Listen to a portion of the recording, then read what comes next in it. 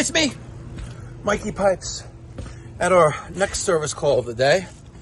A commercial building in Valley Stream. Guy apparently made his own diagnosis. And it's the Inducer assembly. So, I got Peter Pan all the way down there. And we're going to see if the diagnosis is correct. Let's see what's going on with this issue here. All right. Conveniently, there's a ladder. So, conveniently, I get my fat ass up. You ready, Peter Pan? Yep. All right. I told your brother to come to the back. You know, we're going through the back door. Rear entry. Oh, at least if I fall.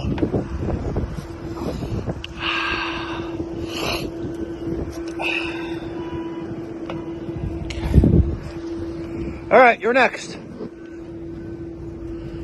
I'll hold the ladder. Look, it's a little shack. It smells like Chinese food up here, by the way. It's a train. They say it's hard to stop a train.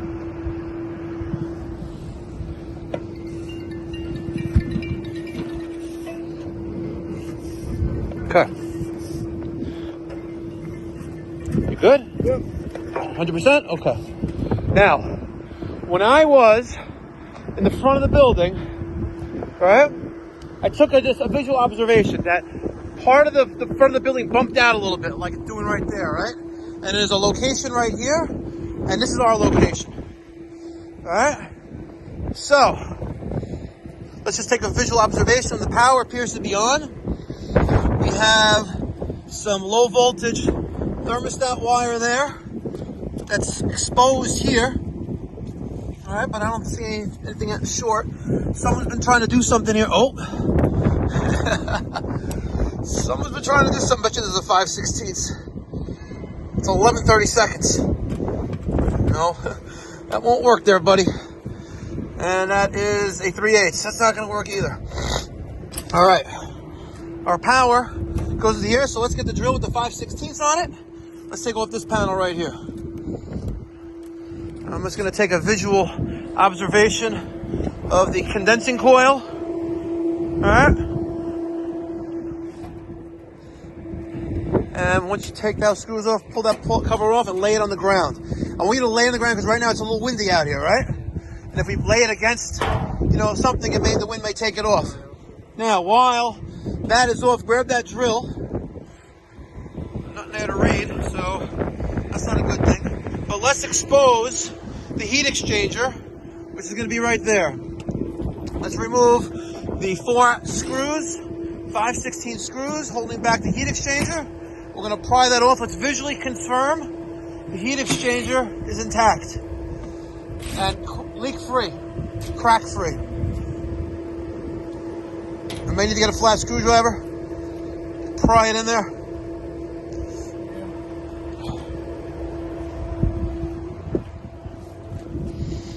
Because the heat exchanger is right behind here. We didn't even look at that yet, but it's a 410A system. I doubt there's a problem with it, but it's always best to visually inspect. Come on, get in there. There you go. She's free. Let's take a look at the heat exchanger.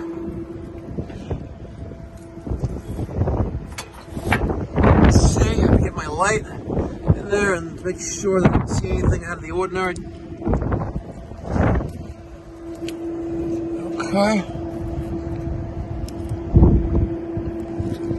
Alright, from what I could see and what's accessible, I do not see any damage to the heat exchanger. That's a good thing. Okay. Now, put that cover back on. Now, we're going to duplicate a call for heat. And we're going to take the red and the white, right? And that'll energize heating circuit. Okay, so belt's okay, I don't know what's up with that. All right, let's take off this cover next. Daniel Mini's calling me. All right. Don't touch it, let it be. So there is, looks like a prop. It's propped up. Okay. So now, we're going to jump out thermostat with red and white. One-handed Mike saves the day. He said the inducer motor, right? The inducer motor just kicked on. Alright? And when there's enough pressure built up in the pressure switch, we're going to have ignition. Because it's going to energize the safety circuit, close the safety circuit and the gas valve, like that. See?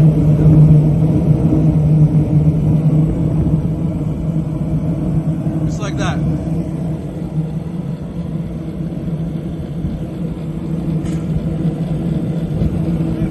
How are you? What's going on with all these tools propping things up? I wouldn't touch that. The unit energized right now and powered. It's running. This is the one I put it. When I lifted it, it runs. You lifted it runs? Yeah, it runs once it starts. Until it shuts down. Okay. So if that screwdriver is not here, it won't turn on? No, if it's on, it will stay on. After that, when you shut it off, it will probably not turn on. Okay. It's very loud.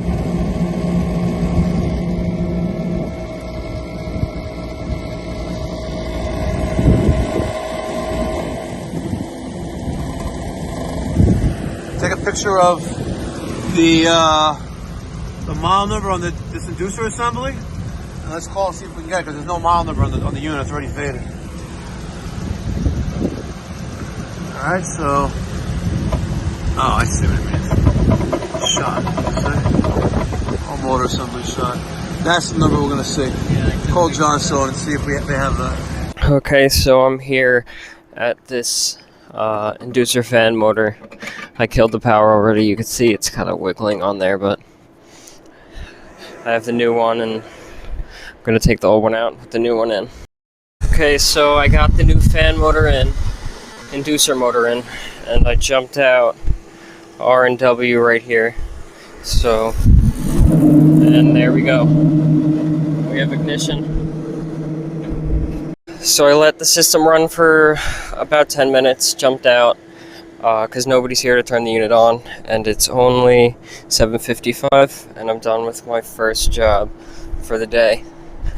Mike and Peter were here earlier in the week, and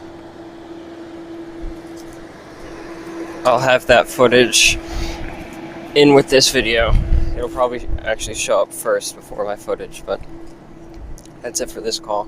Going to a Navian, and I'll see if maybe I'll record any of that. It's an NCB 180, and he has no heat. So hopefully the audio sounds a lot better in this video, because a subscriber sent me this microphone, and it's super cool. It comes with, there we go.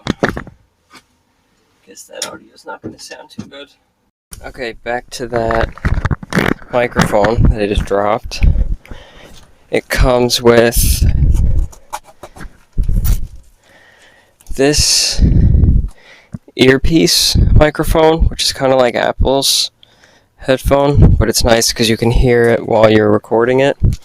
And then it came with this wind muff, which I was excited to use. I thought I was going to use it today because I figured it would be windy up on the roof, but it wasn't. And if it's not windy, there's kind of no reason to use it because it kind of muffles the sound a little bit. But that's going to be it for this video. Thanks for watching. Like and subscribe, and comment anything, any tips or advice.